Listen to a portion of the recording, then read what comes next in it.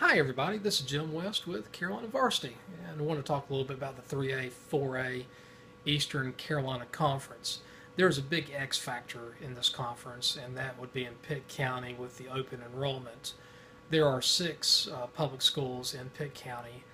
There's three of the larger schools are in this conference, the 3A, 4A Eastern Carolina.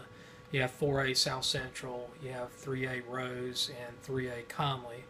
Both Rose and Conley have dropped from 4A to 3A.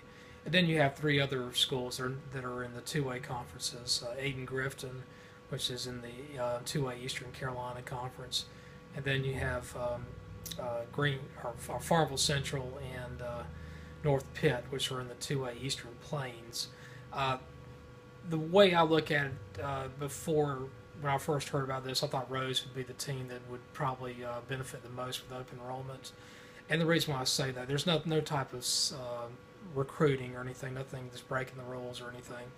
It has more to do with if you're a 17-year-old, who's going to influence you the most, and that's probably your peers. And it's so much easier for a 16 or 17-year-old kid from one school to call up a friend and say, hey, you need to come over here and check us out. You think you'd be a good fit.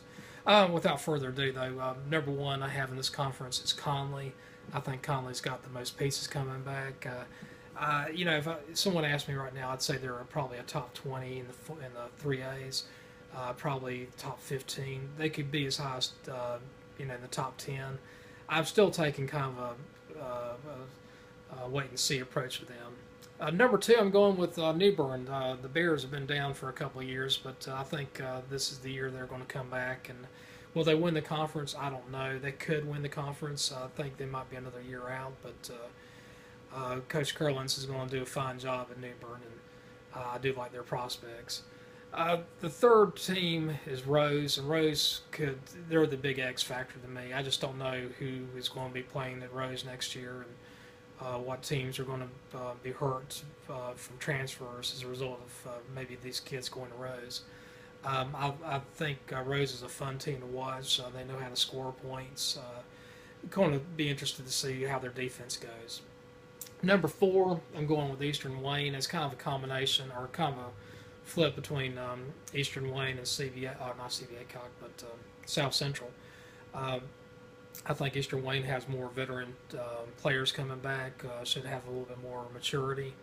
I think South Central might have a little bit more athleticism than Eastern Wayne. And right now, I'm going to take maturity over athleticism, just because maturity is usually is worth its weight in gold in high school football. Number six, I'm going with this CVA Cock. They lost a lot of players from graduation. Had a good season last year, and then all of a sudden they had to forfeit some games. And I think it kind of took the air out of their sails when that happened. Last team is the Saints. Southern and Wayne, they're a team that really they play hard, their hearts out, but they got more 2A numbers, probably lower to mid 2A numbers, and it's just going to be hard for them to compete in this conference. Anyway, this is Jim West with Carolina Varsity, and thank you so much for listening.